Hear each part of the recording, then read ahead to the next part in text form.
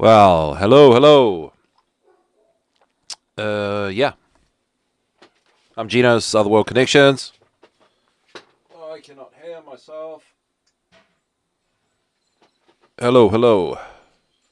Just having technical difficulties on my side. Ah, yes. Otherworld Connections on Revolution Radio. Yes, I can hear me too. Thank you, Julia. My producer. Yeah, so that was just a really fantastic couple playing West Along the Road. Come West Along the Road. The Irish Bouzouki. Yeah, I'm just live at the moment. Yeah. Yeah, so Irish Bouzouki. The Bouzouki. Love to get my hands on one of those. They haven't shared their name. But it's let's just share the link in the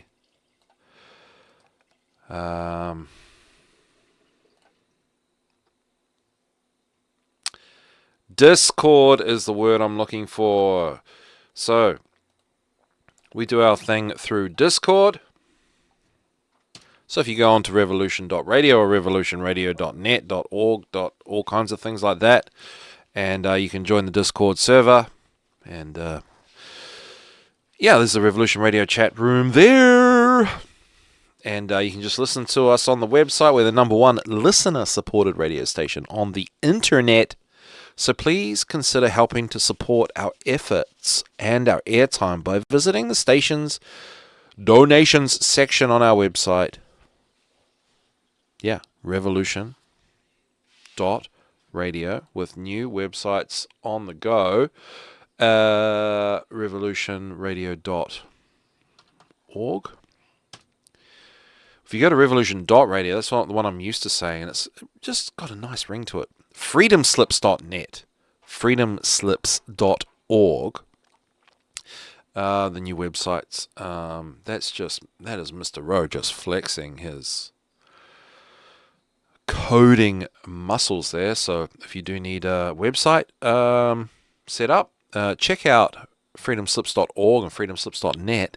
Be very impressed, if not blown away, and contact us, and we'll put you into contact with the whiz, Mr. Rowe, and he can whip up a website for you in no time at a very fair price, I'm sure. And you know why I'm sure? Because none of us get paid to do this. Well, at least I don't. And maybe I don't deserve it, but that's okay. We do this for the love of radio, for the love of free speech, for the love of humanity, for all of humanity. Yeah, so I like the Irish Bouzouki. I really just want to play that over and over again.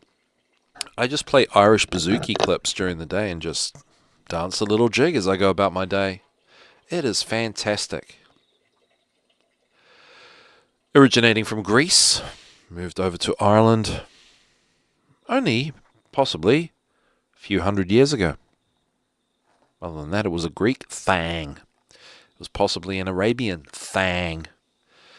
But Irish made it their thang because their beautiful music just suited the bouzouki down to a B for bouzouki. Yes. Speaking of AI, when did AI really begin? You know, are you one of these boomers? Are you a boomer? Do you ride an e-bike? Are you a boomer that goes on ChatGPT? Well, I'm a Generation X that goes on ChatGPT. The point of my story is, remember when we just used to go on Google and go, hey Google, bring me this up on the page with options?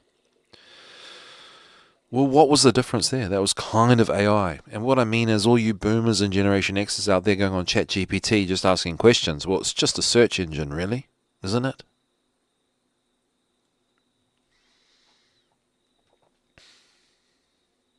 I don't go on very often, which is me being the AI ChatGPT apologist. I am getting somewhere with this talk of AI. I really am. Just bear with me. That, what about video games? That was kind of AI, entertaining ourselves digitally. We're still putting some input in it. ChatGPT is kind of like a further dumbing down of that. Less engaged. And what I'm trying to say is now you might ask a question, like in a chat room, and you get a response, and that response is an AI response from somebody that's claiming to be intelligent or have the answers. When they don't, they just think they're the only gay in the village. They're the only gay in the village that likes other bottoms. And what I mean by that is they're the only person in the world that knows about this, head start in life called, a ChatGPT free account, or whichever one they've chosen, they might even pay for.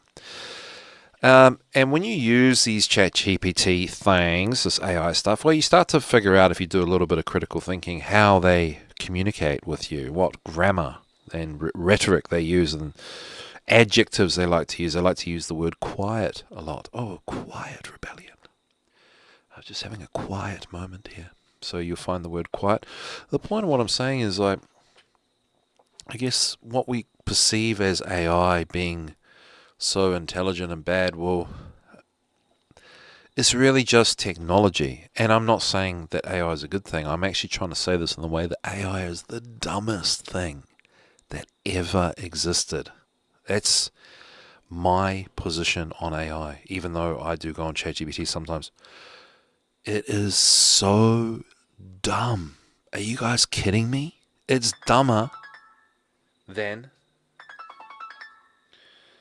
Well, that's my alarm to tell me that I've got Otherworld connections in 45 minutes. But it was daylight savings! Snap.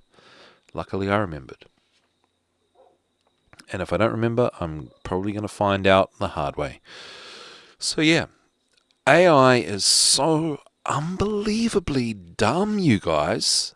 Don't think it's going to take over. But you know what's not dumb? It's tyranny. Or tyranny's dumb and we're just even dumber because we're going along with it. AI is just, AI is just going to be like in Demolition Man when Sylvester Stallone swears and some voice goes, "I'm sorry, you will not get your tokens for today because you swore too many times." That's AI. That's not smart. That's just annoying technocracy domination. Gotten down to every little facet of our life. But it's not AI per se. AI per se is just this dumb search engine that gets nearly everything wrong. It is so dumb. I can't believe it. But what's not dumb is what I'm going to sort of talk about here. And this is my AI news segment. Chinese... Ernie's in here. If you are watching, you can see him being naughty. I'll just move the camera over. I spent a long time getting that camera set up just so everyone can see you now. There he is. He's got my boxing headgear. And he's chewing on it, and it's probably going to be ruined. Because he knows when other people are getting attention and he's not. So the latest in AI news, in case you know or don't know, it's alright, it's the old one. It's the old one. Chinese tech giant. This is from Channel News Asia. And for some reason, I believe Asian news more than white people news. I don't know why. Me don't know why. Maybe it's because of Professor Zhang. You know Professor Zhang? Yeah, suddenly he very famous. I never know him before. He just suddenly on YouTube all the time telling me everything going to be very bad for next 5 years. But see, oh, sorry guys, I'm in a funny mood. I hope you find this amusing or something. I just treat it like I'm speaking into the void. Julia's shaking her head at me. You are smiling though. She's laughing. There you go. She's laughing and she actually doesn't think I'm funny, so that must have been funny. Yeah, Professor Zhang. You guys know him? Suddenly he's like got 32 squillion subscribers and he's viral and he's on Piers Morgan and he's on this and he's on that. And I'm not, I don't have a thing against the guy. I actually watch his videos now, but it's like, why do we know about him now? And he's telling us everything's going to crap, but everything's already going to crap. And it already was, at least for a few weeks. And now he's telling us, I told you so. Did you tell me so? Maybe he did, and the algorithm just wants to show me now to make me feel more dumb than I already am. I don't know. But it's very doom and gloom. But he thinks, well, it's all around the coming of the Messiah, and it's all biblical, and all these people believe in it, and they want it to be the prophecy, and that it's looking very, very bad, and his solution is not a solution. He says, actually, we have to just look at it as a good thing, because in our state of technocratic poverty and despair and misery, it gives us a chance to reflect and appreciate the smaller things in life. Well, I've been trying to go with that philosophy for a while, so if you haven't been trying to go with that philosophy for a while, then yeah, it is your opportunity to do that. But maybe that also really means if you started to do that, all these bad things that are happening that are outside of our control really are not really that big a deal. I strongly, strongly recommend you getting into homebrew. Hit me up if you want some recipes. I'm endeavoring to make a homebrew that is the cheapest alcoholic beverage on planet Earth. But not only the cheapest, but damn fine tasty brew. And ain't gonna be no moonshine either. It's gonna have yarrow. Do you know yarrow? Yarrow is a bitter herb. I'd say it's more astringent. It was the herb they used to put into beer as the main adjunct to, well, not adjunct, as a bittering herb instead of hops before the discovery of hops. Boy, are hops delicious. Oh my gosh, I love hops so much. But yarrow, that ain't half bad, and in the late spring and in the summertime, it just pops up everywhere, all around the world. And yarrow sticks were used to cast the I Ching in China. Speaking of Asia again. And I like the I Ching, I like runes, I like all those things. So, yarrow's been around forever, and it's very medicinal. And I'll tell you, when you have a few drinks that have been bittered with yarrow instead of hops, guess what? You sleep even better than hops.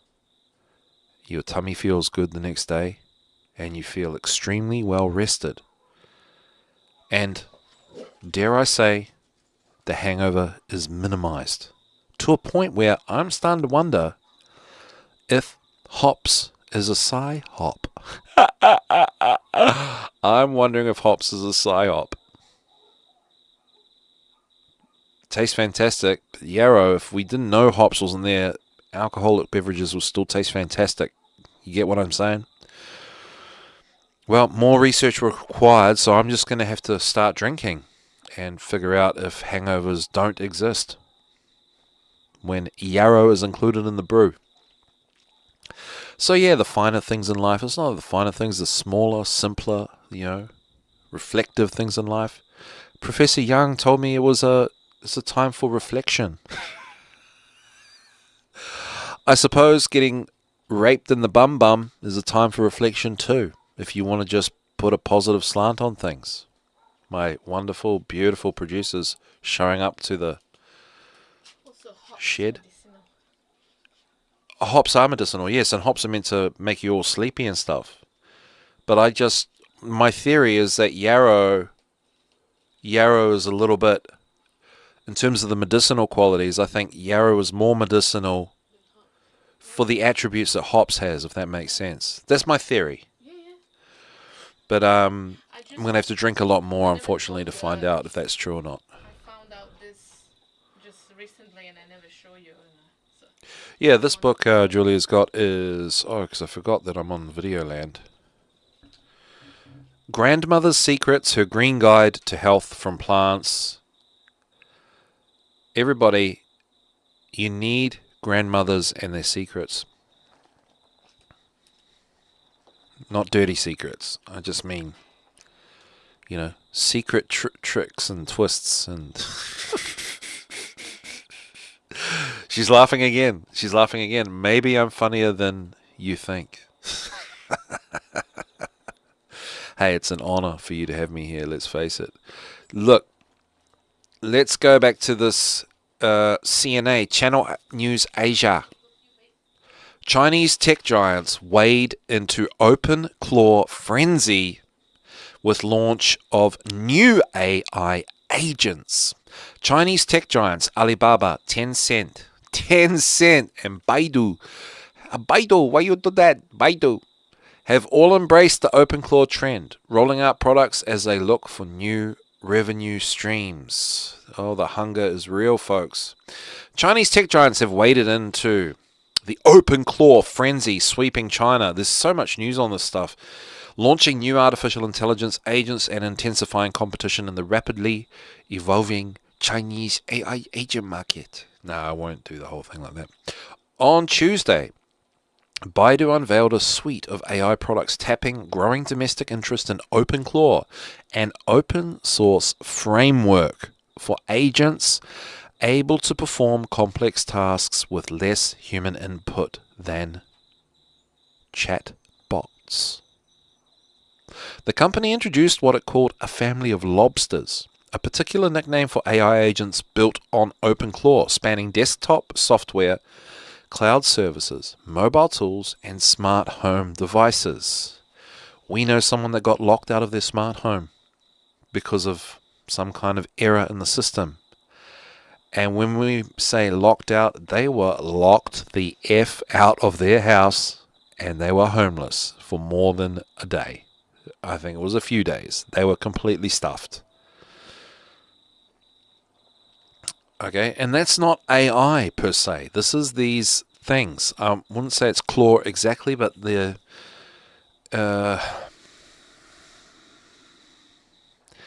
look, it's frameworks. So it's these frameworks above the actual agents. So there's the framework, there are the agents, and then there are the LLMs, right? The models, the actual chat GPT and stuff. So it becomes a pyramid of technocratic power. The learning language model itself, the chat GPT, the AI that we say, oh, AI is so bad, is so useless, is so dumb. What is bad is the string pulling going on. It's the technocratic situation. All right, let's keep reading this. The agents are designed to carry out multi-step tasks, such as editing videos. Have you seen them? I tried to watch some cricket highlights. Obviously edited by AI. So bad. So bad. So, we're just being fed a particular type of hell that we're going to be living in. And we don't have to live on it. Like Professor Zhang said, it's time for reflection.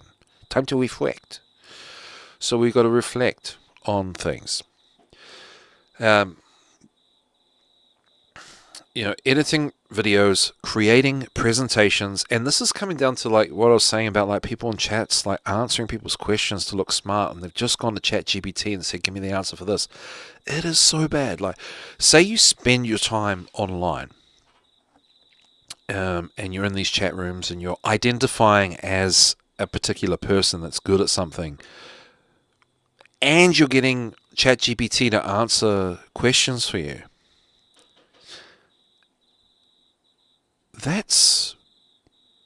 You don't exist. Ironically, you do exist online. but you don't exist. Physically or spiritually or mentally, psychologically.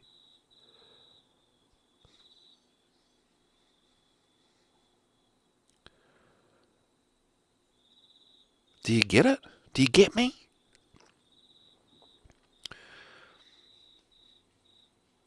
You've become a proxy to your own life. You've become a proxy of your own life. And not even that. I'll think of a better analogy. Okay, get an agent to order a coffee for you. But what if, something came up and you're not ready for your coffee? It's unbelievably crazy, guys. And I just see people just jumping right into this because they don't want to miss out on the next Bitcoin. The next Bitcoin? Are you kidding me, guys? Come on, man. This is terrible. OpenClaw's rapid global uptake has fostered a growing community of enthusiasts in China who describe themselves as raising lobsters, reflecting the idea that agents improve through feedback and training. Chinese tech giants, including Alibaba, Tencent, and Baidu, I like to say that, have embraced the trend, rolling out OpenClaw-based products as they look for new revenue streams.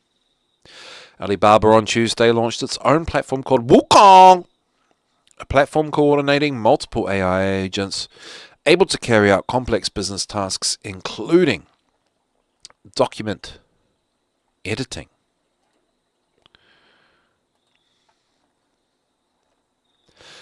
Spreadsheet updates, meeting transcription, and research within a single interface.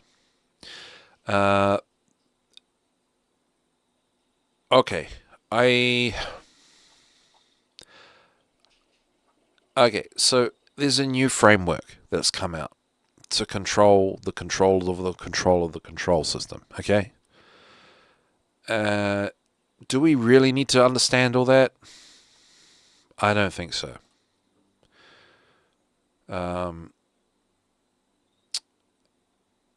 Here's something interesting from AI. I received an email from this website called PodRanker. Have you heard of PodRanker? I don't know how these people make money, and I don't know if they're people. I don't get how it works, but here's their podcast. Let's have a look.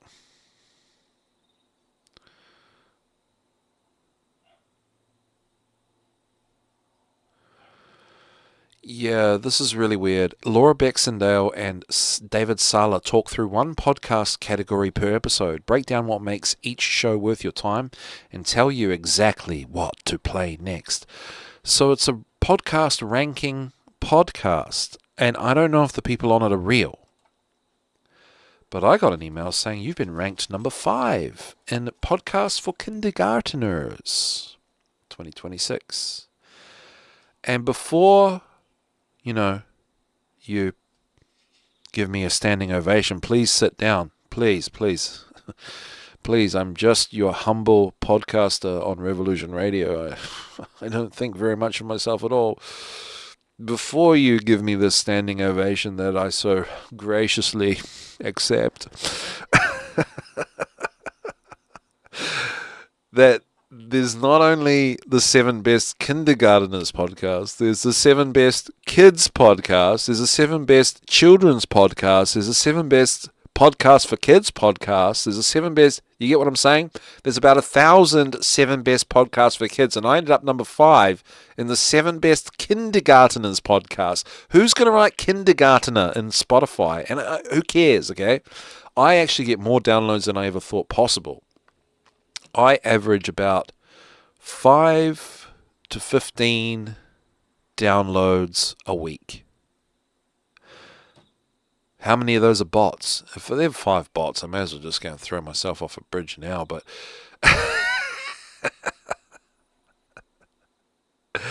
it doesn't matter because I still feel like I'm talking into the void. Luckily, I know a thing or two about magic and know that somehow deep down somewhere it counts, okay?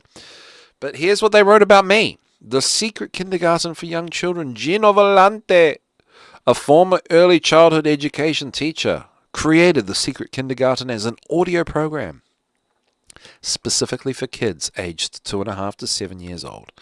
The show blends storytelling, music, and nature-focused content into episodes that run 25 to 50 minutes. Volante draws from fairy tales, myth, and stories by classic authors, narrating with the patient, expressive style of someone who has spent years reading to small children in person. It's all so true. I'm so impressed by this. The nature emphasis is genuine and runs through almost every episode. Thank you. Stories about animals, seasons, and the outdoor world connect to a Waldorf and Montessori-influenced approach to early learning. The show references Rudolf Steiner and Maria Montessori as inspirations. Musical interludes break up the storytelling, and the overall pace is gentle enough for rest time or quiet play. The show also airs live on Saturday mornings, giving it a bit of a community feel. With 139 episodes in the catalogue, there is plenty to explore. The audience is niche, but devoted. This is not a slick, corporate production, and that is part of its appeal. It feels like sitting in on a really good story time at a thoughtful preschool. For families drawn to nature-based and Waldorf-style education, The Secret Kindergarten fills a specific gap that most kids' podcasts do not even attempt to address.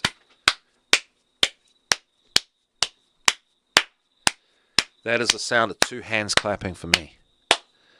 There's just only one other person in the room. No, there's just me in the room. It's just me clapping for myself. Thank you. I won't stand up for myself. Won't give myself a standing ovation, should I say. And here comes Ernie to say thank you. Yeah, you're welcome, my boy. You're welcome. He's congratulating me too. And that's all I need. So, AI wrote that, and I thought that's very impressive. And you know what I will say, some things that are impressive AI is actually these little promotional things, promotional blurbs. I've always thought are really good. I've read them of other people. I thought, wow, they're pretty good. Also, using AI to create advertising, radio advertising. You'll hear 1 or 2 ads on this network, Reddit Revolution Radio, that have been created by AI. Fantastic. I did a couple. It took me a bit of a while, and they don't have a patch on the ones created by AI. Advertising is like a creativity suck, and think about all the jokes that are made about people that work in advertising, right? It's psychopathic, reptilian, all that sort of stuff. So AI can maybe fill up some of the stuff that, humans shouldn't really be getting involved in that sense. But it's not about what AI can do. It's about what can we do. That's what I'm trying to tell you. What can we do? We can do everything. We can be telepathic. We can predict the future. We can literally read another person's mind. We can intuit what's behind the door. We can provide advice to other people. We can give them messages from elsewhere. We are psychic superhuman mofos. We really are. So what the heck are we mucking around with AI for and saying AI can do this and that for us? It's about what we can do for ourselves and humanity. We can do so many things. We're super amazing, and it's just crazy how actually amazing we are, but we just don't really care. It's just unbelievable. So the point of that little story is I was going to read this. This is meant to be about Frozen, but I haven't even got there a half an hour in. Lucky it's 2-hour shows, but let's just read this. OpenClaw. I am still leading up to something. OpenClaw is the hot new AI agent. Oh, hot. But is it safe to use? Thank you, Emily Forlini, senior reporter for a PC Magazine. Previously Claudebot and then Maltbot, this agent can take actions without you having to prompt it and make those decisions by accessing large swaths of your digital life. Is that what you need? AI agents are hit or miss, but a lobster-inspired assistant called OpenClaw has piqued the interest of developers and vibe coders alike, making it the internet's latest AI obsession. But amid all the hype are false claims and security concerns you should know about. For example, reports circulate this week that OpenClaw agents were operating independently on Maltbook, which bills itself as a social network for AI agents. So, this is the part that's bad. Okay?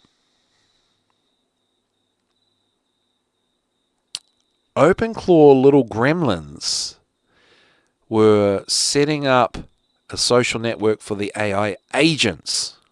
And this is all,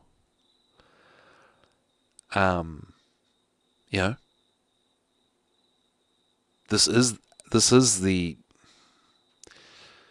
stuff that's bad. So it's not AI in our perception of what AI is. Those learning language models are just dumb poo-poos. They're dumb, don't know nothing, are just peons. OpenAI co-founder Andre Karpathy responded to Maltbook screenshots on X, calling it the most incredible science fiction takeoff adjacent thing he'd seen recently. Don't like that recently thing. But a community note on X flagged the screenshots as false after one user discovered they were linked to human accounts. The sci-fi future isn't here just yet. And here's the community note on X flagged the screenshots as false. Discovered they were linked to human accounts. Well, if they're linked to human accounts, why is it flagged? I don't get this. This is where I'm just out of my league. The post is, what's currently going on at Maltbook is genuinely the most incredible sci-fi takeoff adjacent thing I've seen recently. People's clawed bots, Maltbots, now OpenClaw, are self-organizing on a Reddit-like site for AIs, discussing various topics, for example, even how to speak privately. Now that is the stuff that's bad, and it's not AI, it's the agent, and it's the systems, and it's the frameworks. It's the things above all that pulling these things around is what's bad.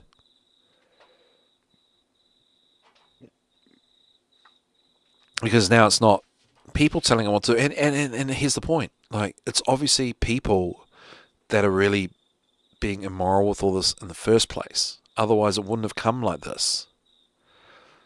And going back to Professor Zhang, like, what do you think it's really about? That we sit here and then suddenly we'll have some guy on like Joe Rogan going, I'm trying to tell you guys, I designed all these things. I'm telling you it's really bad. They're the people that designed it. They're the ones that should be hung in the town square. And they're telling us that they're like the Jesus Christ of like humanity, here to save the world, when they're the ones that made it. They're the ones that destroyed it. Now, I'm not saying Professor Zhang's doing that, but it's just a time of false prophets. Just people telling us what we kind of already knew anyway, right? We're in the truth community. We're in the alternative media. We know things are not good.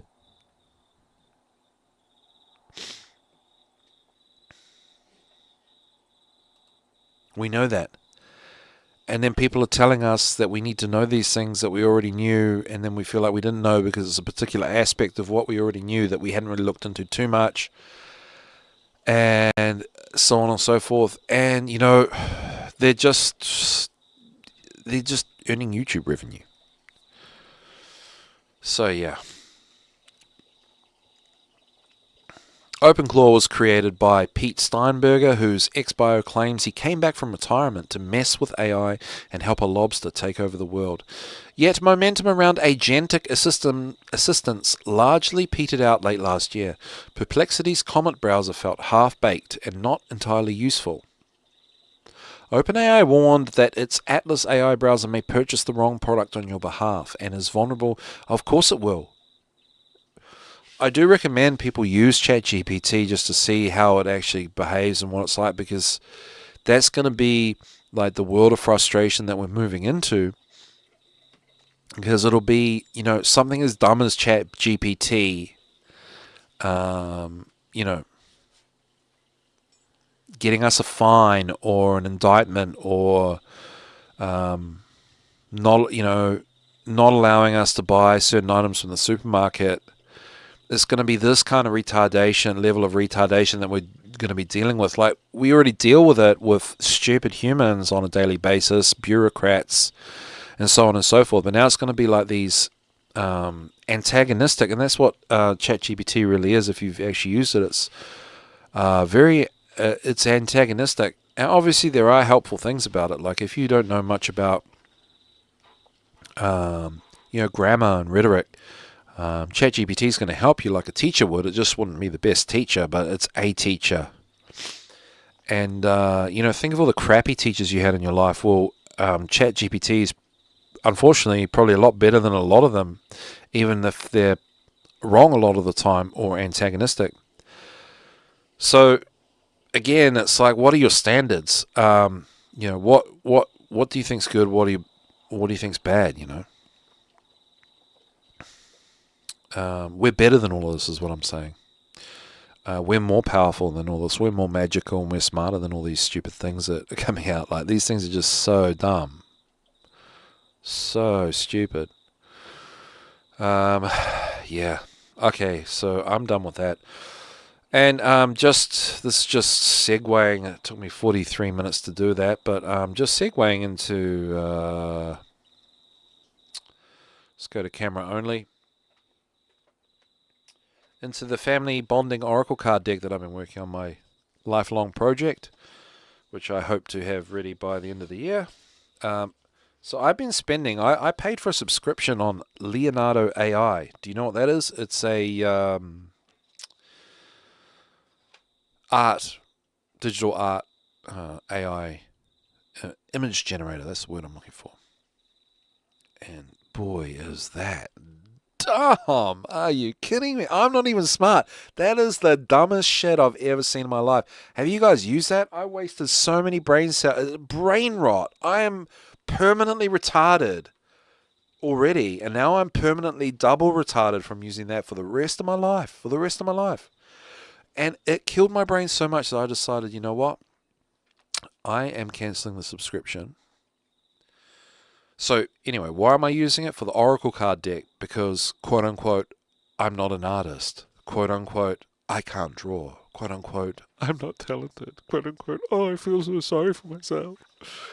How many people tell you that they're not an artist or they can't paint? Everyone can paint. You just pick up a paintbrush and you put it on a bit of paper. You can paint. Everyone can paint. This is how dumb we don't realize we actually are.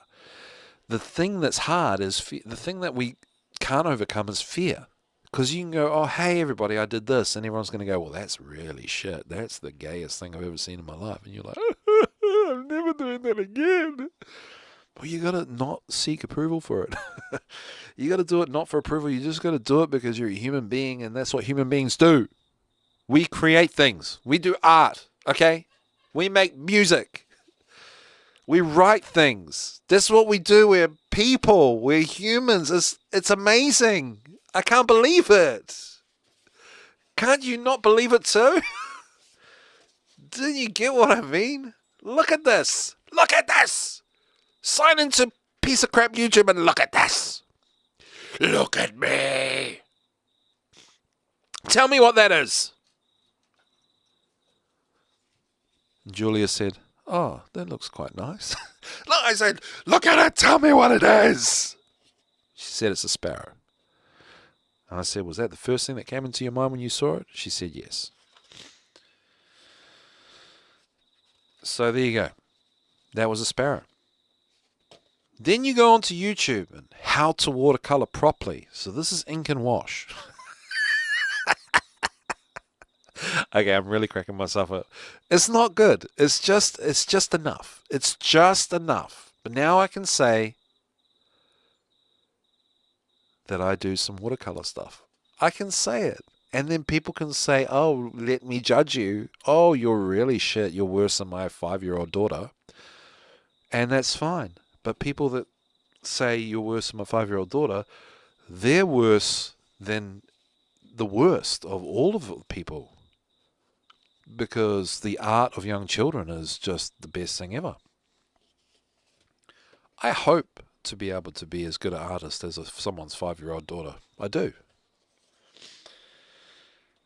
So, yeah. So this is with watercolor brush pens and some water and pen, black pen for the outline.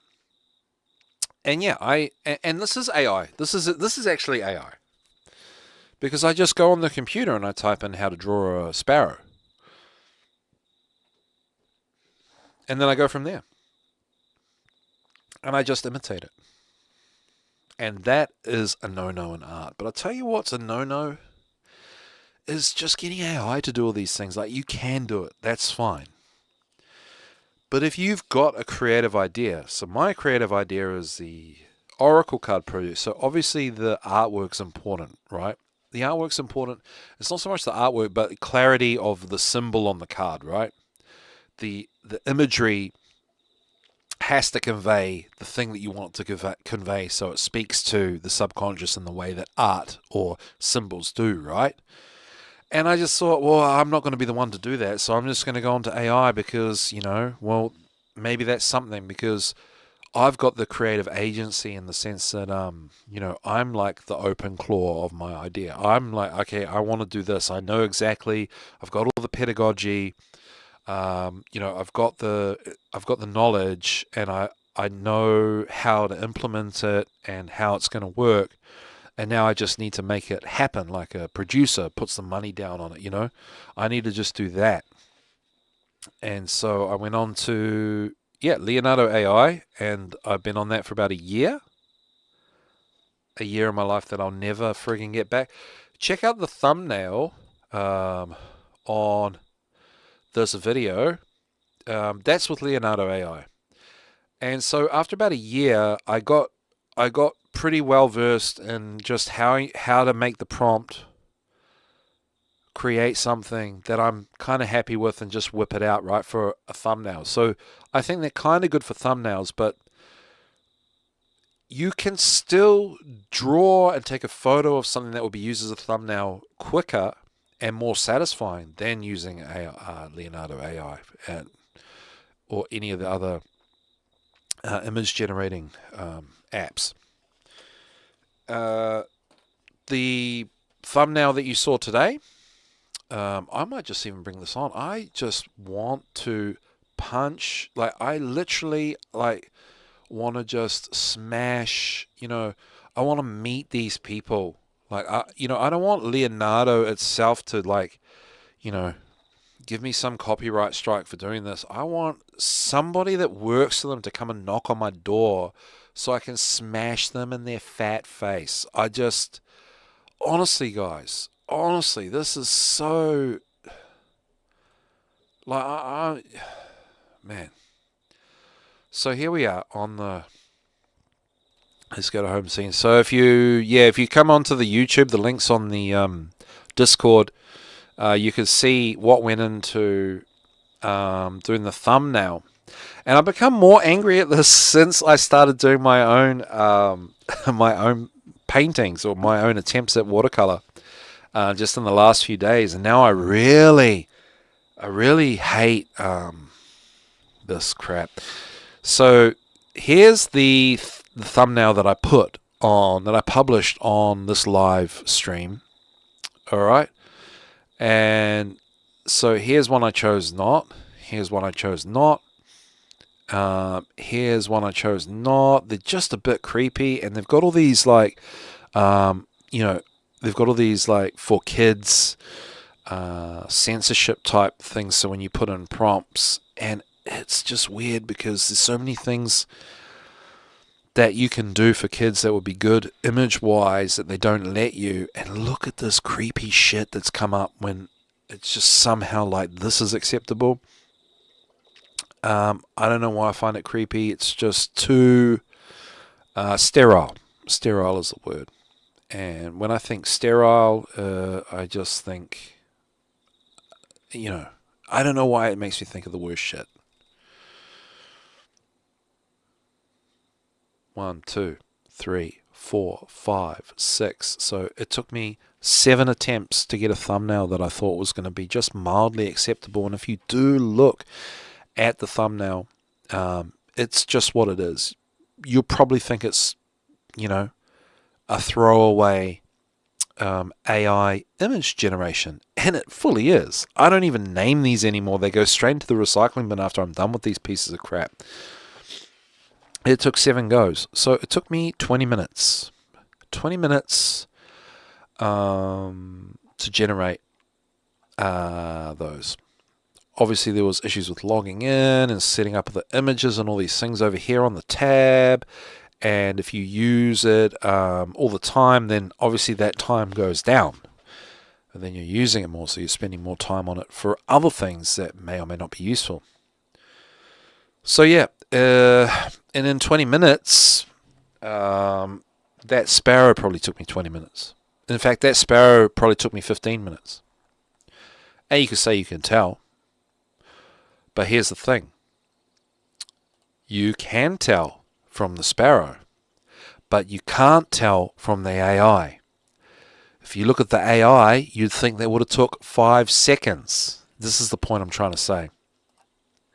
When I see someone with a AI thumbnail, well, when I first used to see it, you'd think, oh, well, that's just to make it nice and easy, and you kind of don't really respect it because it's like, oh, it's just AI, it's just filling in that blank, and in a way, it does serve the purpose that it's meant to serve. Now, having one of these agents do that for you, well, that would be good, assuming that it's going to choose the 7th option that you know is right, but it's not going to do that. So if you're maintaining some of your own human agency over the process in terms of using AI, you are going to be spending more time, way more time. This is the thing that I don't know if people understand. You're going to be spending way more time on that shit, man, than actually just doing it yourself.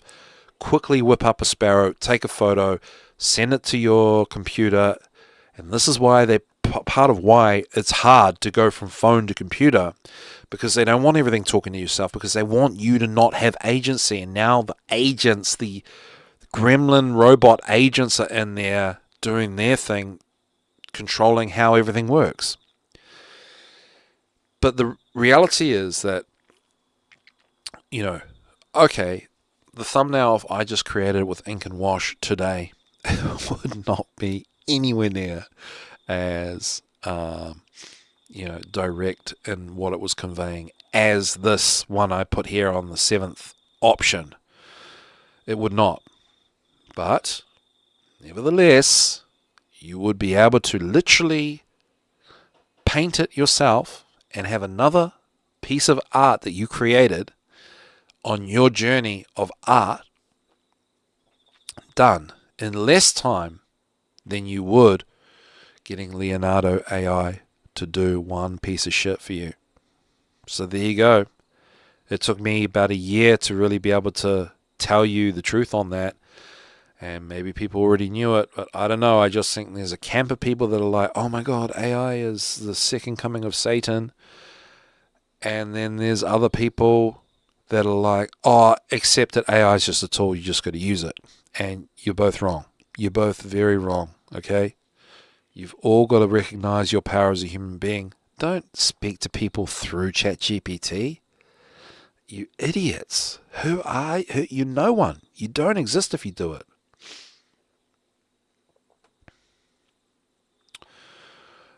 Speaking of creativity, there's a post from Blasphemous Buddha 420. The story of Afro Man. Speaking of human creativity, you must check that video out. So that's Afro Man getting his own back on the police who raided his house.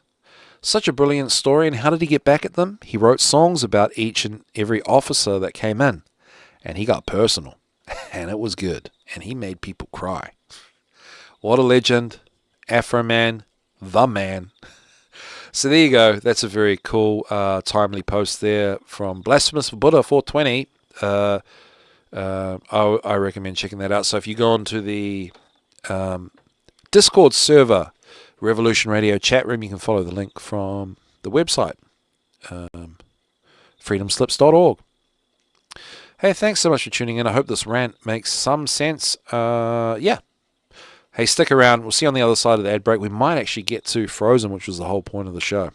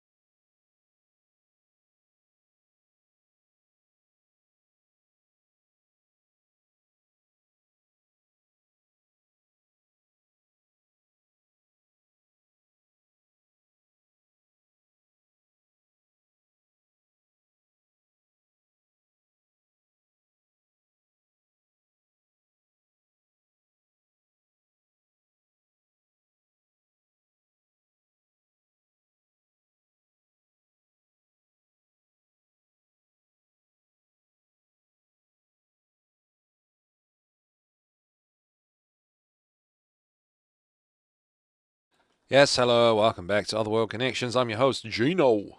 And yeah, you're tuned into Revolution Radio Studio A. It's the world's #1 listener-supported radio station on the internet. So please consider helping to support our efforts and our airtime by visiting the station's donation section on our website, freedomslips.net, freedomslips.org, revolution.radio. Many ways to access. And you can jump in on the old Discord server there and join in the Revolution Radio chat room. The latest review of tonight's show is, I found it extremely cringy, but I found myself smiling. There you go.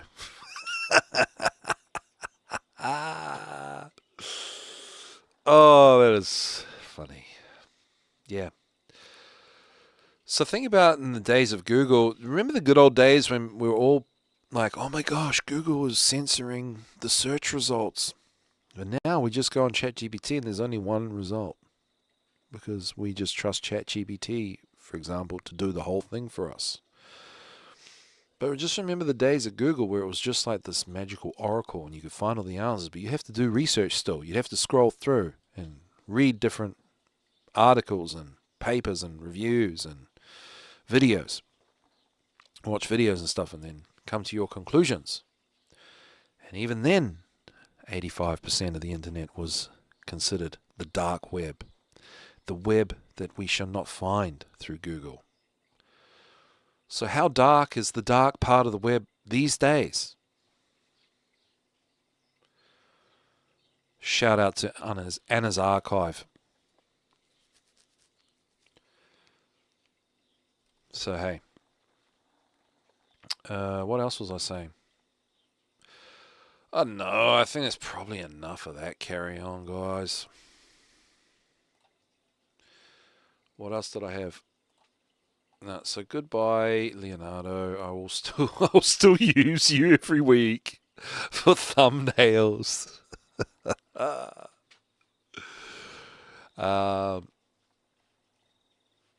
I do think another solution is just getting up earlier and hitting the ground running earlier and dedicating time to things that feel like a waste of time. I do want to just revisit this artwork stuff. Is that what you'll see? Like a trained professional will see the amateurishness in my strokes. You're supposed to let the paint dry in between. So you're supposed to consider layers, much like in a digital image processing creation app, not Leonardo, but something like Inkscape or Photoshop. You have to consider layers.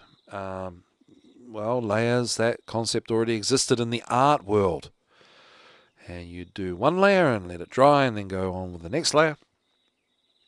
And you can see in my artwork, if you can call it that, is that I haven't got that understanding yet. You can tell. So a skilled watercolor ink and wash artist could look at my work and say, man, you didn't do this and you didn't do that. So of course I didn't. I just started the other day. And I've already done 4 paintings. Thank you. So yeah, doing art is about overcoming fear. It's about sitting with yourself and feeling like you're not making yourself feel like you're doing something beneficial and not wasting your time. You could be cleaning the house, mowing the lawns, earning money, all that sort of stuff. But no, I'm just going to sit down and do a painting. So being brave enough to set time for what is considered to be a waste of time in 2026. Being brave enough to set time aside like that. Set time aside for that. Being brave enough to do it, and someone says, oh, what did you do today? And I did this painting. And being brave enough to face the music. Yeah. And it makes sense as to why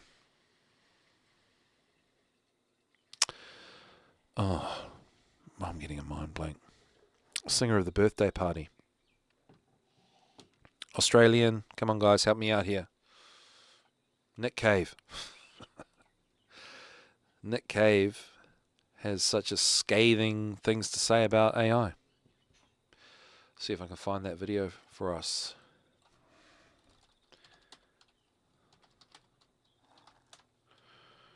No, we already listened to you. Rise of AI in music. Here it is. Stirring letter. It's 4 minutes. We're just going to watch it, guys. Here we go.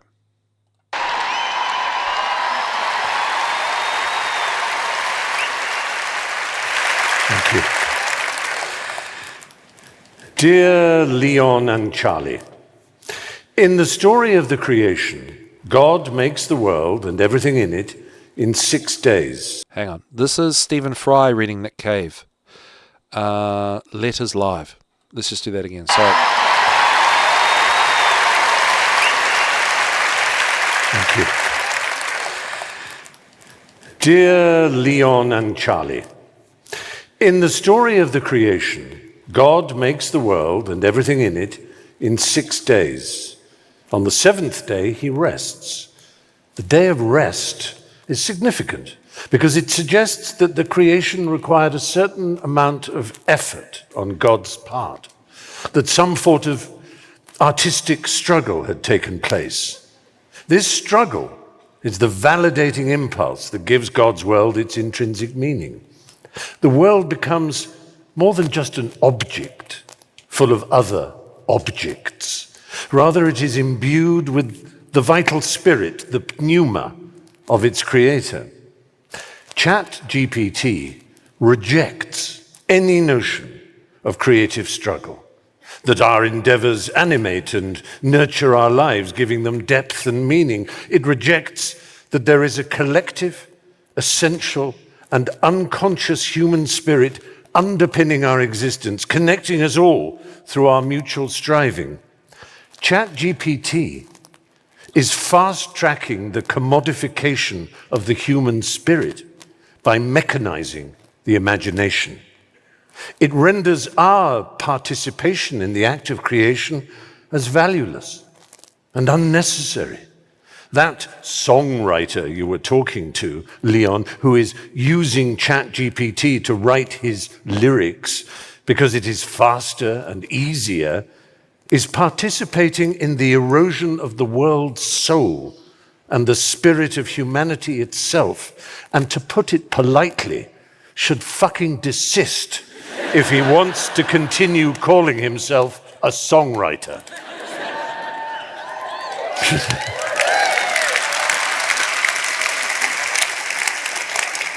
ChatGPT's intent is to eliminate the process of creation and its attendant challenges, viewing it as nothing more than a time-wasting inconvenience that stands in the way of the commodity itself. Why strive? It contends. Why bother with the artistic process and its accompanying trials? Why shouldn't we make it faster and easier? When the God of the Bible looked down upon what he had created, he did so with a sense of accomplishment and saw that it was good. It was good because it required something of his own self, and his struggle imbued creation with a moral imperative. In short, love.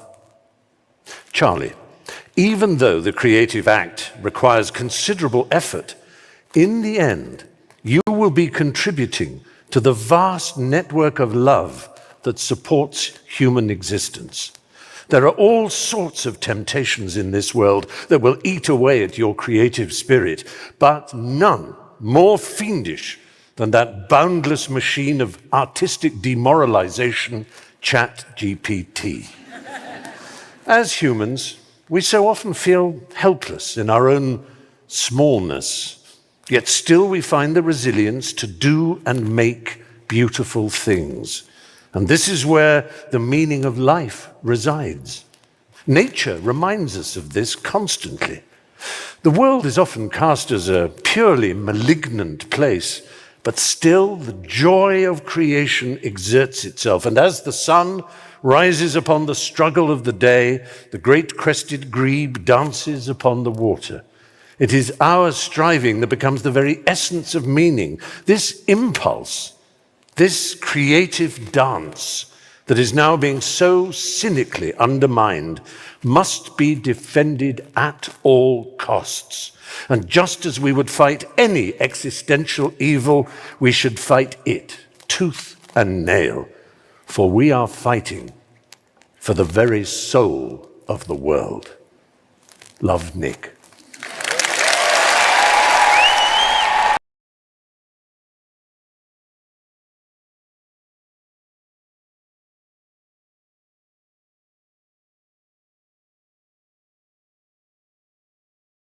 Yeah, so he's right, Mr. Nick Cave there. And don't let ChatGPT censor you. Don't let it be your voice. Be your own voice. If you're a little bit stupid or you're a little bit slow, a little bit dumb at certain things and you want to be better and you got no one to help you, ChatGPT can help you, but don't let it take away your voice. Don't let it censor you. Let it help you with things. I do think there is an aspect of balance. We're never going to get rid of tech. Why do we want, we've all got computers. I'm on the computer now. So we're not going to, there's going to be a certain amount of balance to how we're going to be, electronically helped or artificially helped, right? Assisted. Because you could say with Nick Cave's argument, he has to admit that Nickelback is fantastic, and he's never going to do that. He's going to give, he's got AI as his whipping boy now. Well, before it was probably someone like Nickelback. Let's face it. Nickelback was everyone's whipping boy. Now what are they going to all apologize to Nickelback and say, sorry, it was AI that was the bad one all along? Do you get what I'm saying? What I mean is if you struggle with writing lyrics and you need some help, well, and you don't have a producer, and you don't know what to do, well, okay, maybe you need to go on ChatGPT and learn a bit more about, challenge yourself a bit more about grammar and rhetoric and that sort of stuff, right? But you're not going to go, ChatGPT, write me a song, please. I want it to be heavy metal and very edgy, and go, thank you. I mean, what the heck, guys? So, yeah, 4:15. I suppose we better start getting into what the whole point of the show was.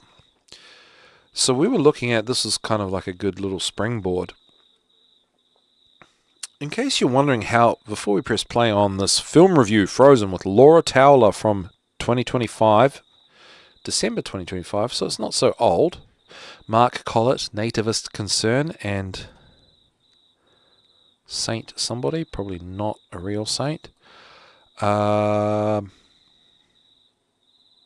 just happy that I found a worthwhile video not on YouTube. This is on Odyssey. So I was just typing in Frozen on Odyssey and seeing if I found any conversations of, ethics, morals, symbolism around Frozen. And this is what I found. We've been playing half an hour of it from last week. We're just going to continue a little bit. You might remember that I disagree with everything they say. Having said that, I do think all the points are good, and it brings up a lot of talking points. So where does this fit in with AI? Well, first off, Frozen was adapted from a fairy tale, which was adapted from myth. And everything we do is probably adapted from myth, our own myth, Indo-European, our past, our human origins. And whatever speaks to the children through Frozen is symbol, and it nurtures something inside of them in a certain way, and it stays with them. And there's something in Frozen that resonates with young children more than any other film or thing. in the last 13 years, Frozen is still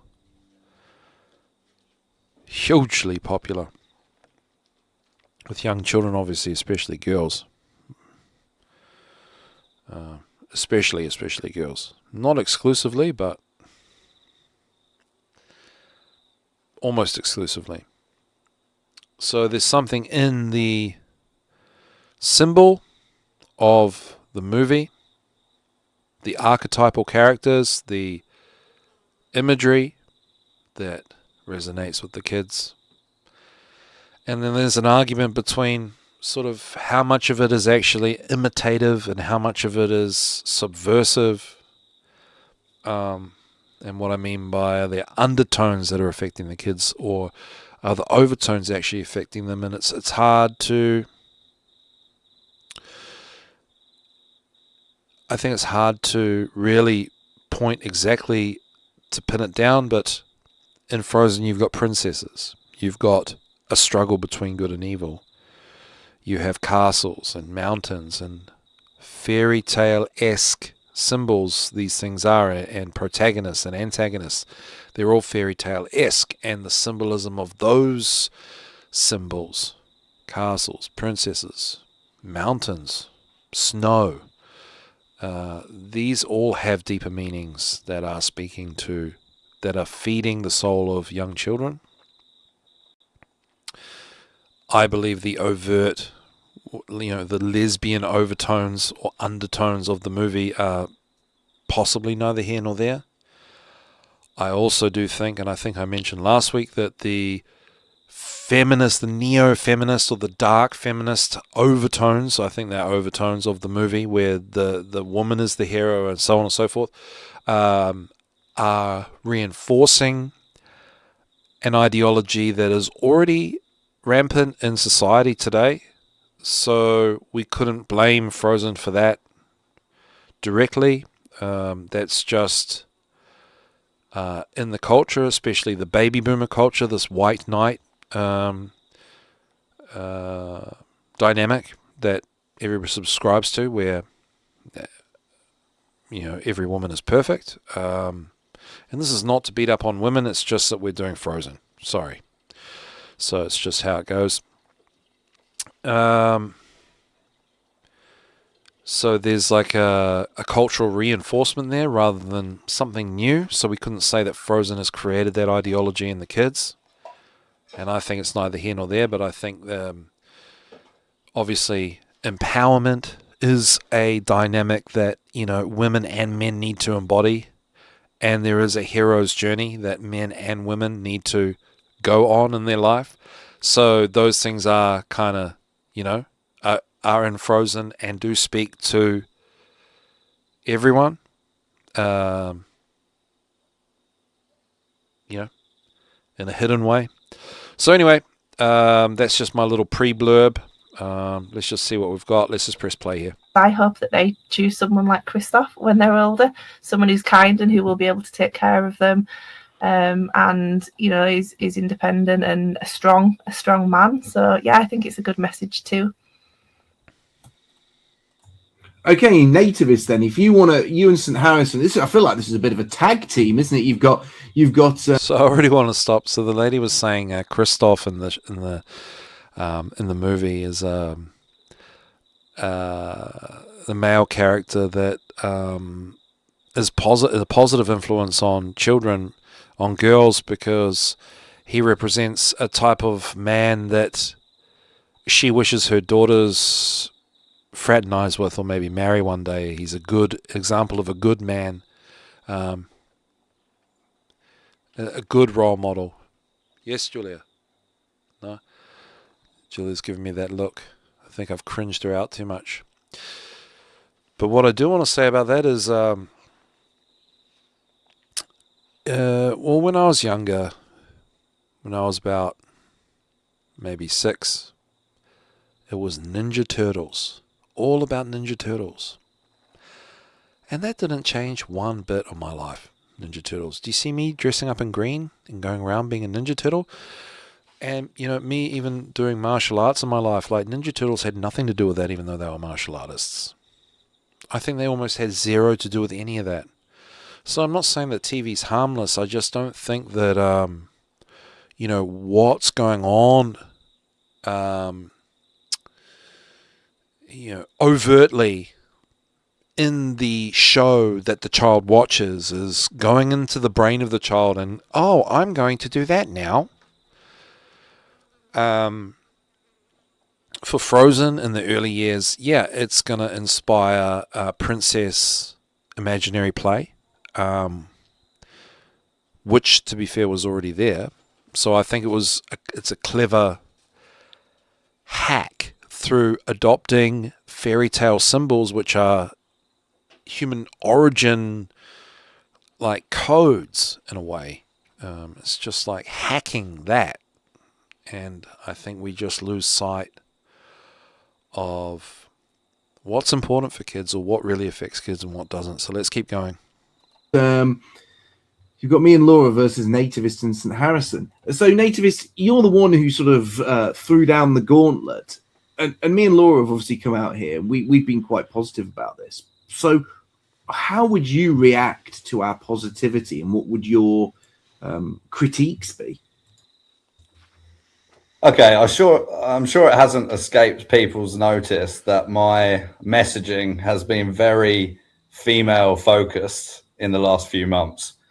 And that is because I believe we have had a complete feminist takeover of Western civilization.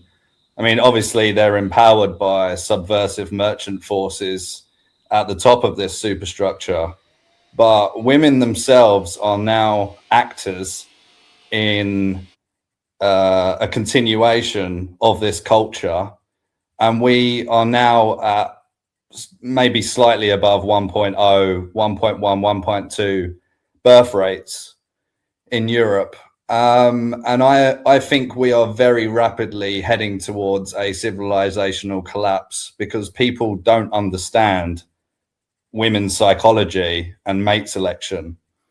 And the fundamental message of Frozen is for female self-dependence and sisterhood. And I use sisterhood in a more general sense to mean girls together, the girls working together and viewing men as an adversary to get what you want from. And I think that is basically what is happening in millennial and Gen Z culture. We now have huge numbers of people alone. They're not in partnerships. This has all been exaggerated by the political climate and technology. And Tangled and Frozen were the beginnings of a very feminist message in children's media. In European folklore, the two major archetypes are the modest maiden and the hero.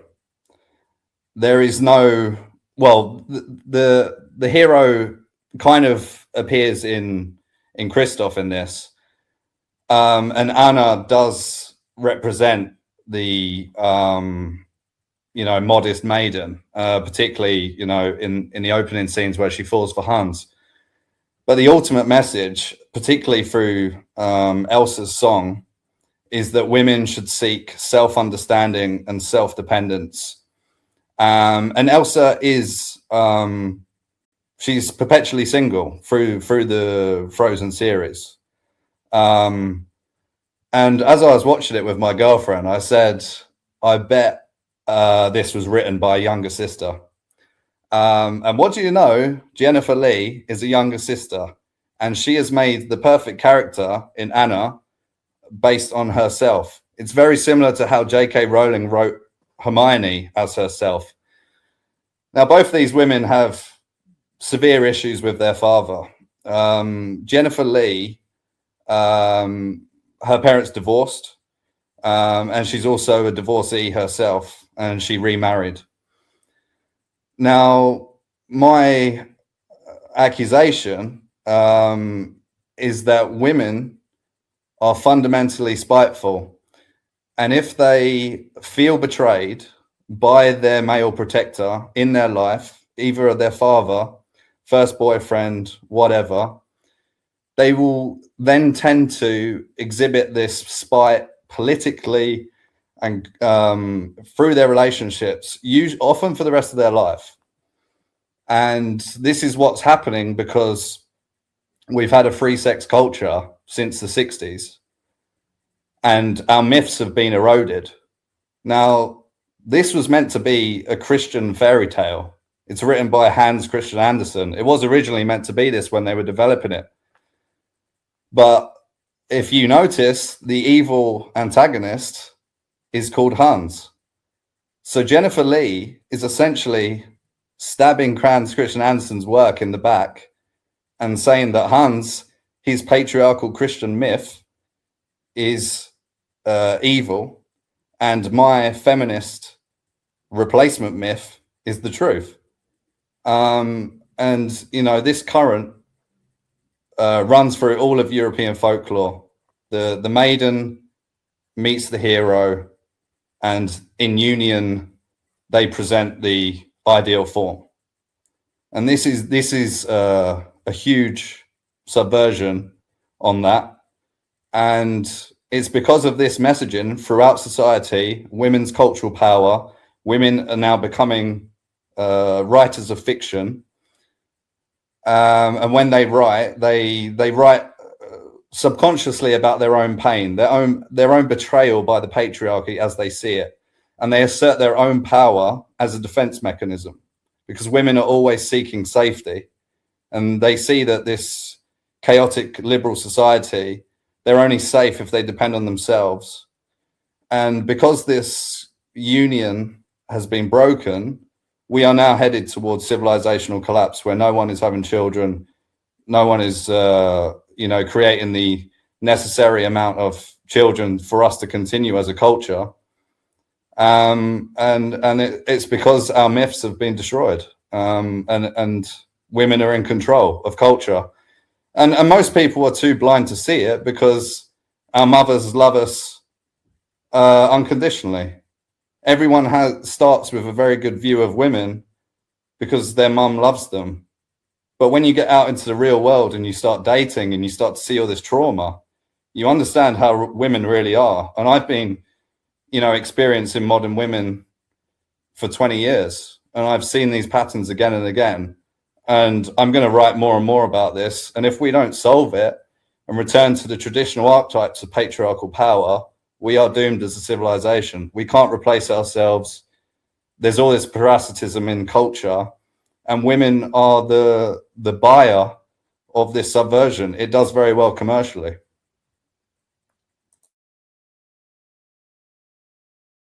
Okay, St. Harrison, what do you think? All right. So I think that guy did make some, Mr. Nativist Concern, who's a guest on Mark Collett's interview thing that we're playing. A better way to look at it, not to correct anything that's going on here necessarily, but note to self, a better way to look at this is the problem with Frozen is what I was saying at the beginning, is that it's reinforcing this paradigm that nativist concern has been speaking about in this last little bit that we were listening to. How it's inverted the message of the myth, and that message, it is what it is, right? It's neo-feminist or what have you. Could be another message that's not in line with the truth, okay, or that's out of balance with natural law, out of balance with universal harmony, and so on and so forth. Whatever that message may be, but it's co-opted the allure of fairy tale, and it's actually, it may not be Frozen, like I was saying, is not necessarily the thing that destroyed that balance We didn't have it anyway. We had this issue before Frozen. But what's bad about Frozen is that it's so good. It's so well written. It's, fantastic movie. It's got amazing songs. It's just so good. And it sticks around because it ticks all those boxes in terms of entertainment for kids. The thing that it's so bad is it's like the virus got an upgrade, and that upgrade's not going away, and it's stuck in the institutions, the early childhood institutions. And who it's really bad for is all the adults that are around, all the teachers that are in there. Okay, they're the ones really getting programmed or reprogrammed, or their program being cast in stone, solidified to a point of, polarity being frozen and being locked on and locked into this idea that women don't need men and men are insignificant and women are the ones with all the power and women can do whatever they want if they try, and there isn't a right or wrong way of going about that if you're a woman. It's just about empowerment, as in get more power and win. And Frozen still being in the institutions to this day is perpetuating this program that's running. It's not teaching it to the kids. We've passed that on to the kids through our actions. And if they're sitting around watching Frozen movies all day, well, it's the actual TV that's destroying. It's the TV, it's the actual frequency and the light and the rays coming from the TV, the electromagnetism coming from the TV. Doesn't matter what the content is, it's destroying the heart-mind-soul connection, as per has been written about in numerous books and from numerous researchers, but most notably, in my opinion, is Joseph Chilton Pearce, who put about 5 or 6 books out on this.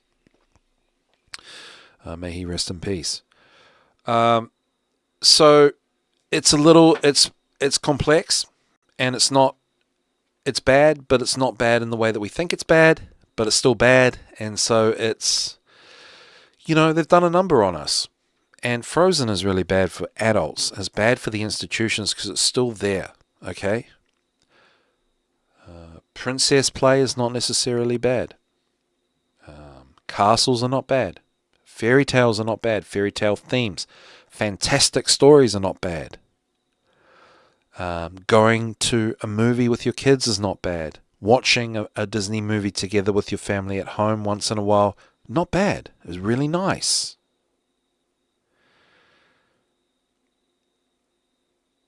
But having Frozen themes on repeat day in and day out in these learning centers, going on and on and on, solidifying these messages,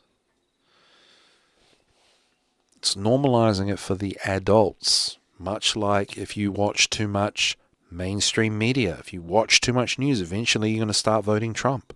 Eventually you're going to start voting for Jacinda Ardern. Eventually you're going to start voting against them, thinking you're making a change, because it's all you're getting in your ear holes day in and day out is propaganda. So if anything, Frozen is propaganda for adults, and it's not, I don't know what you would call it, because it's a reinforcement of something that already is inherent, and it shouldn't be inherent, but that is what's inherent. And like Nativist Concern said, it was somebody's attempt at saying, you know what, Hans Christian Andersen, stuff your Christian mythological creation, which, here's the irony of it, that Hans Christian Andersen really, really went to town on the Snow Queen. He really wanted to incorporate really a sort of Indo-European mythology with morality, or these kind of hero themes and all that sort of thing, which we haven't got into, and I haven't even got into, to research about what was really going on with him and that there. It's not a story I grew up on. But, Frozen was gone about the same way, We're going to go to Scandinavia. We're going to look at the folklore. We're going to look at the architecture. We're going to look at the culture. We're going to incorporate as much of that as possible and then invert it and then bastardize it. And that's how it speaks to, much like how they talk about, religion, exoteric religion. There's the outer shell, but there's something in the outer shell of the religion that has a kernel of truth in it. And that kernel of truth, our soul just wants to gobble up and foment into a tree, grow and germinate into a tree, but we don't. The tree is out there, but we're not given it. We're just given this little kernel, this little seed, and we think that's the tree because we never had a chance to see the tree and experience, absorbing actual truth, like a higher truth, a greater truth than what we're fed.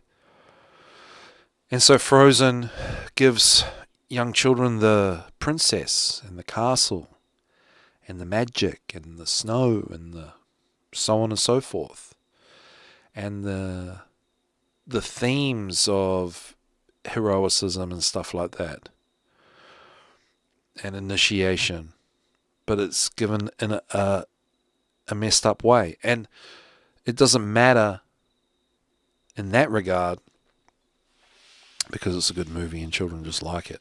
So it's not really changing anything,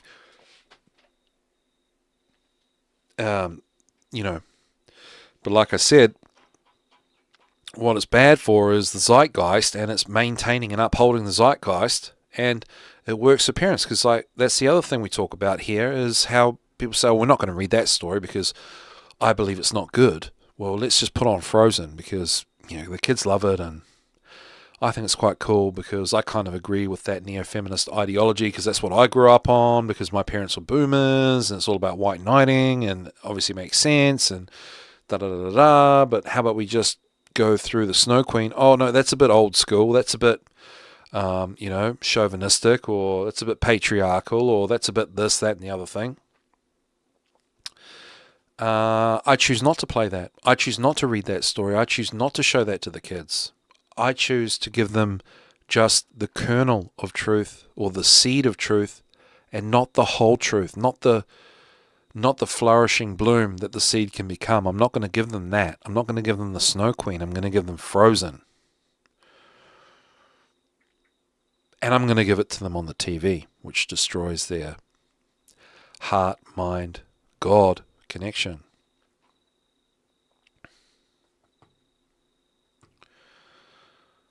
So it's tough. I guess all I'm looking for is a way to, maybe if you are listening, just for people to understand a bit more that, the world of the child there's much more going on, and things like these Disney films and stuff, they're bad, but they're not bad, and they're good, but they're not good. There's a lot going on with them when really it's just like what I really want to do, or I want to see, is just people go back to fairy tales, because the kids love them, and reading stories, and just spending some time on that. That's all. Like, not throw the TV out the window and go to extreme, just to try and be more involved with kids and give them more of what they really need. And what they need is also what they want, but you have to know that that's what you need and that's what you want, but you have to want it. And if you don't want it, they don't want it either, because that's really where the education comes from. Like, you can't, like, the apple doesn't fall far from the tree. It really doesn't. If you don't want it, then they don't want it, and then it's just not going to work. Because if you don't want it, well, you're just going to be watching stuff on TV all the time anyway. You're not going to be trying to pick up a painting, piece of paper and some paint and try to do an artwork. But if you spend time with the kids, they lead you to those things, and they kind of force you into that. And it's really about bravery, really, which is kind of a sad thing to say, right? Original fairy tales awaken things in children, or plant, well, it's not about planting, because I already used that analogy. They just feed. They give nutrients to these seeds in the soul, that then bloom into the capability to maintain a balanced relationship with a man or a woman when they're older. They give the soul nutrients to be able to recognize narcissism and psychopathy and the willpower to choose not to be victimized by evil manipulations from other people and evil in other people. And that's the most important one. Growing the attachment to natural rights that we have. And that's really the whole point that I do this, is that, you know, people talk about we've got to educate people on natural law, and we have to, that's the only way we're ever going to get ourselves out of this mess, and that's entirely true. But how do you educate the children? Well, you educate it by what I'm saying. And I'm pretty much the only person that was dumb enough to waste my time on this shit. It just about pretty much ruined my life, you know what I mean?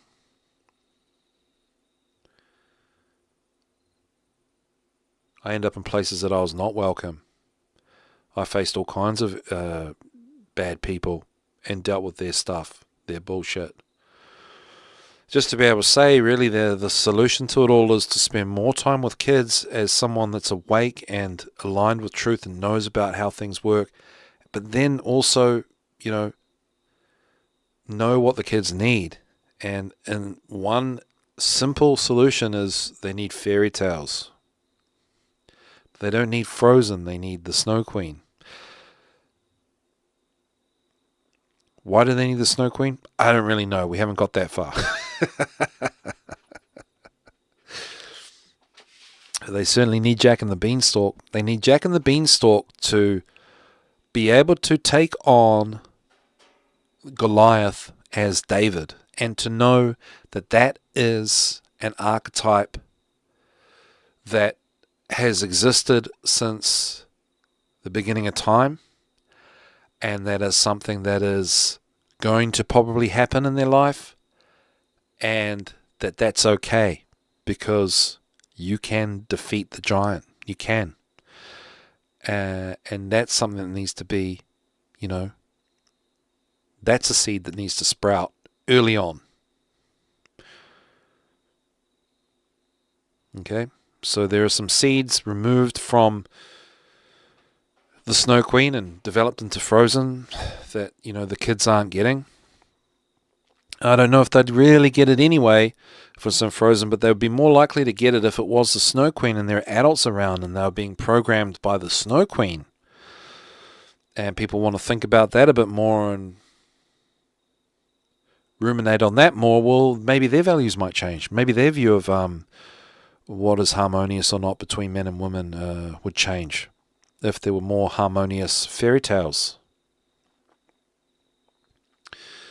But speaking of that, I do think it's a little bit misguided in terms of how it affects kids, where really the reason in fairy tales it's all about this sort of like, oh, and then he married her and, oh, did she even have a choice, like that kind of thing. Well, marriage per se in the fairy tales symbolizes harmony and balance and, individuation and really kind of operating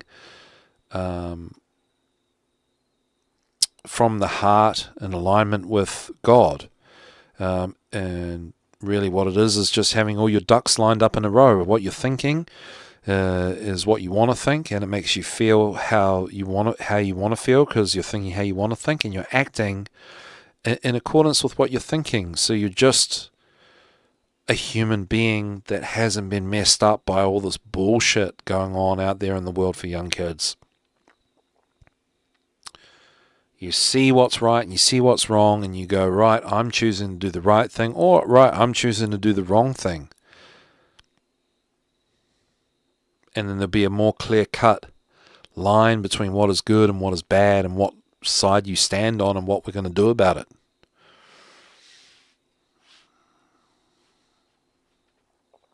So, yeah.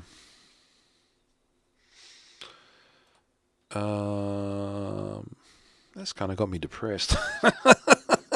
Oh no. Let's do some Irish bouzouki to cheer ourselves up, eh? I kind of peaked too soon. We've got 10 minutes left, so I'll play another Irish bouzouki. I don't want to open up another comment from that, but it's it's a very rich conversation. I might have to just reach out to them and say, hey, I've gotten 0 subscribers and so on and so forth. Can I get involved? 34 minutes in. We'll keep that there. That was film review of Frozen with Laura Towler on the Mark Collett channel on Odyssey. He's got 17,000 followers at Mark Collett. Based on what I've heard so far, hey, I recommend it. They only started talking about they only brought this one up a few months ago.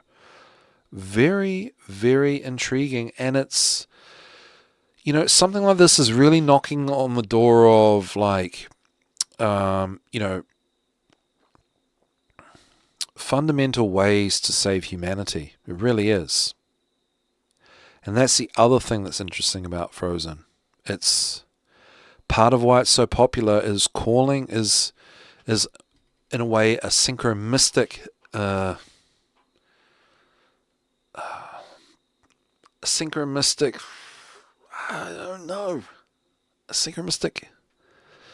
paradigm that's going to stick around until we either destroy ourselves or fix ourselves through the knowledge that's lost and not there and could be there or should be there or was meant to be there and was not there.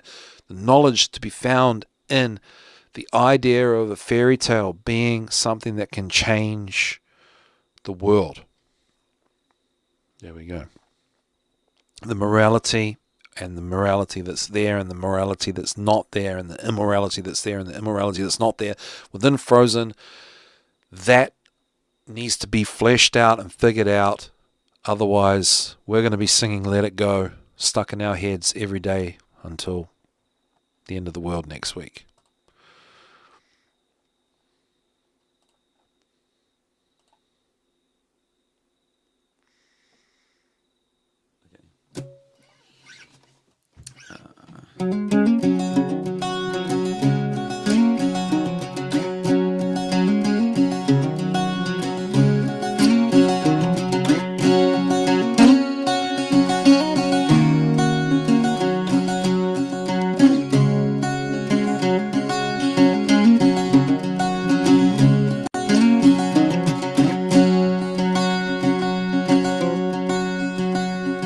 Come all you lads of high renown, that will hear of fair young maiden. For she walked out on a summer's morn for to view the soldiers parading. They march so bold and they look so gay, colours fine in the bandit play. And it calls young Mary for to say, I'll wed you my gallant soldier.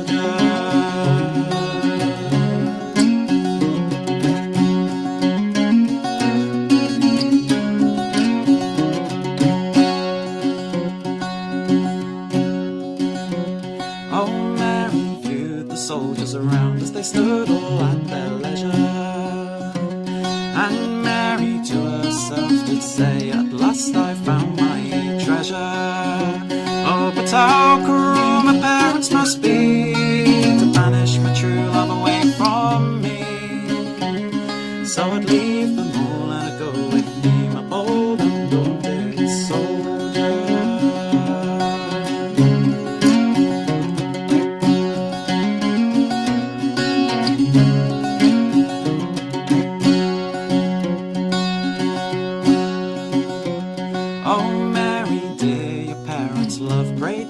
So unruly, for when I'm in a foreign land, believe me, you'd rue it surely.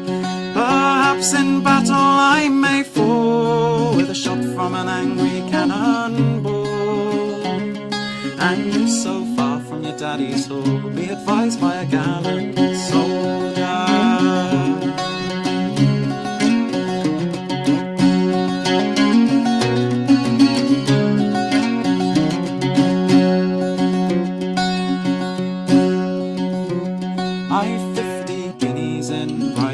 likewise a heart that's bolder. And I'd leave them all and I'd go with him, a bold, undaunted soldier. So don't say no, but let me go, and I will face the daring foe. And we march together to and fro, merry and a gallant soldier.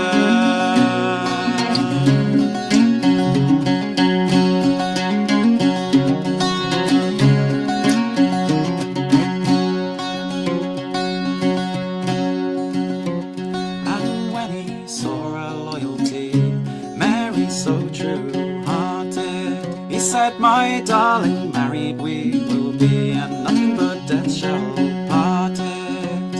And when we're in a foreign land, I'll guard you, darling, with my right hand, and hope that God might stand a friend with Mary and a gallant soldier.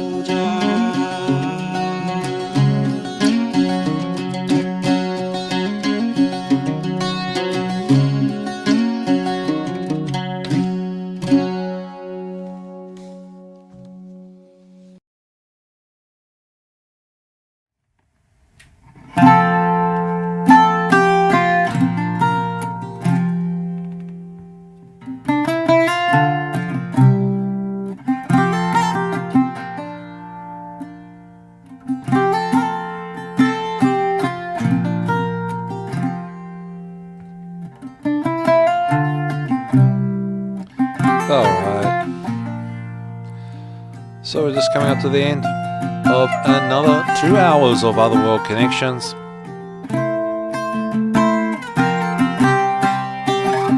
We can make those connections with fairy tales, for sure. With art, with songwriting, music. Creativity as divination. That's how we find out what's what and who's who and how it all works, by just being creative. So just be wary of AI and know that it's a dumb piece of shit. A piece of shit that eventually wants to destroy you, when guess what? It's not AI that's going to destroy you, it's you, it's us. So let's choose not to destroy ourselves. Let's choose to flourish. Let's pick up a bazooki and a paintbrush, and let's remember some fairy tales and sing and speak and tell and play and paint around the fire with our friends and our family, and say, AI, you can kiss my bum bum. Okay? Oh, well. I peaked a little too early there. We've still got 1.5 minutes. I was hoping it would just go nicely into the ad break there. But hey, this is Revolution Radio, #1 listener-supported radio station on the internet. So please consider helping to support our efforts and airtime by visiting the station's donations section on our website, freedomslips.org. Hey, I love you guys, and I hope you're having a restful evening if you're over there on the Eastern Time. Take care, and we'll see you all at the next one. Much love. Bye for now.